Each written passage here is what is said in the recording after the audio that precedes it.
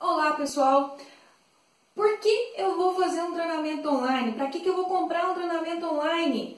Qual que é a diferença de um treinamento online com um treinamento presencial? Exemplo claro, hoje em dia nós temos uma gama de atividades para poder fazer, nós estamos com um tempo muito curto, está tudo muito rápido, tudo girando assim, em uma velocidade, quase velocidade da luz. Então assim, para que serve o treinamento online? O treinamento online serve para que você tenha uma flexibilidade de horário, você possa fazer no momento em que você tiver vontade. E ele tem alguma diferença de conteúdo? Não, ele não tem diferença nenhuma de conteúdo. Ele vai ser o mesmo conteúdo do presencial. Poxa, se eu tenho, qual que é a diferença então dos dois?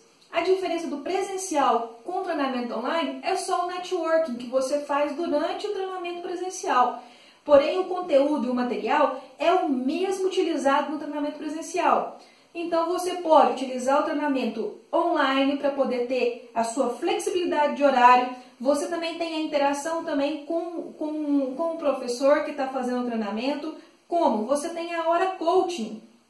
Sabe o que é a hora coaching? É a hora que você pode tirar suas dúvidas, fazer novos projetos e utilizando essa hora. Então, assim, o treinamento online, ele te deixa disponível para o melhor horário que você pode fazer o treinamento.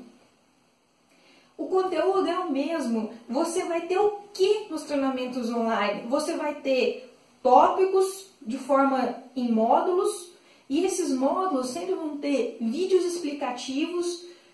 Quais seriam os vídeos explicativos? É em cima dos temas, sobre os módulos. Vídeos complementares em cada um dos módulos.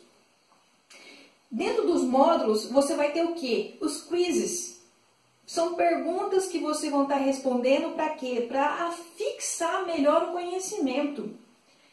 O que mais você vai encontrar dentro desse treinamento online? Você vai encontrar apostilas, planilhas, e se você der uma voltinha também no site, você vai encontrar vários artigos para poder baixar, planilhas gratuitas. E tem a loja online também, que você vai poder ter muitas outras opções de planilhas.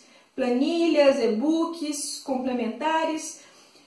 Voltando de novo ao treinamento, o que mais você encontra nesse treinamento? Você encontra os testes final. O teste final vai verificar a sua absorção do seu conhecimento.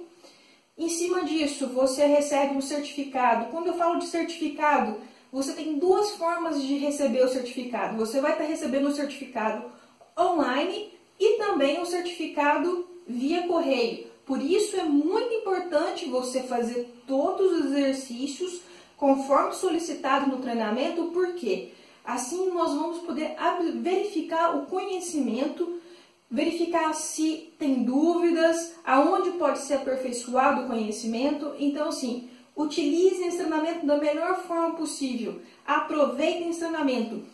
Bom, nós vamos falar agora sobre o treinamento de PCM. Quando a gente fala do treinamento de PCM, PCM tem a seguinte estrutura: planejamento, controle da manutenção. Só que, no passado, o planejamento era uma coisa ultra, super, mega refinada. E hoje? Hoje a gente pode ver que o planejamento se refinou muito mais. Porque antigamente você não tinha um carro que andava sozinho, hoje você já tem um carro que anda sozinho. Então, assim, quais são as técnicas novas? O que eu posso me aperfeiçoar durante os treinamentos? O que eu posso me aperfeiçoar na minha profissão? Eu sou um planejador. Bom, eu sou um planejador, mas o que mais eu posso fazer de diferente? O que mais está correlacionado com a minha função? Eu sou um programador. O que mais está correlacionado com a minha função? O que mais eu posso fazer de diferencial? Porque se você continuar no mesmo, daqui a um ano você já está obsoleto. Então vamos lá. O que são os treinamentos oferecidos pela empresa? Nós temos alguns treinamentos. PCM básico, o que você vai ver no PCM básico? O PCM básico vai ver os conceitos da manutenção, vai estar verificando quando surgiu a manutenção, quais são os efeitos da manutenção como um todo. A gente vai falar sobre o tópico PCM, Planejamento e Controle da Manutenção. Esse tópico ele é quebrado com as suas funções. Então, assim, no PCM básico, você vai ter uma noção de como e vai ver algumas técnicas até diferentes do que você vê no dia a dia. Vamos estar falando um pouquinho sobre a informatização da manutenção. Aqui nós vamos dar 2 exemplos clássicos sobre um software que é um ERP muito utilizado e também verificar um software específico da empresa CSGM. O que esse software faz? Ele é específico de gestão de manutenção. Então ele tem as suas agilidades, o que necessita. Então nós vamos demonstrar 2 modelos de software. Nós vamos falar sobre os índices de manutenção. Quais são os principais índices de manutenção que nós temos no PCM, na manutenção como um todo? Esses índices, eles são clássicos, não estão inventando a roda. Nesses treinamentos básicos de PCM, é só os índices tradicionais. A gente vai dar um pouco de noções de grandes paradas ou grandes eventos para que verifique que quando a gente fala de grandes paradas, nós estamos verificando o quê? Nós estamos verificando que a gama de planejamento, a forma como se planeja, ela é muito mais refinada. E cada dia se aperfeiçoa muito mais. Hoje nós temos onde se baseia, que é o PMBOK, ou PMBOK, como algumas pessoas gostam de dizer. E nessas noções vai dar uma startup. Poxa, o que eu posso fazer de melhor no meu dia a dia? O que eu posso fazer de refinado no meu dia a dia?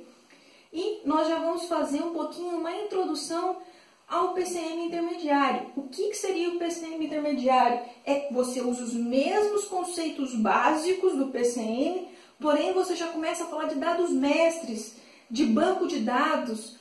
Como que eu vou melhorar o meu banco de dados? Como que eu vou trabalhar com o meu banco de dados? Como que eu vou trabalhar com essas informações? Trabalhar com mapeamento de vulnerabilidades. O que é esse mapeamento de vulnerabilidades? Para que ele serve? Quais são as vantagens que eu tenho quando eu faço um mapeamento de vulnerabilidades? O que ele vai agregar no dia a dia de um planejamento?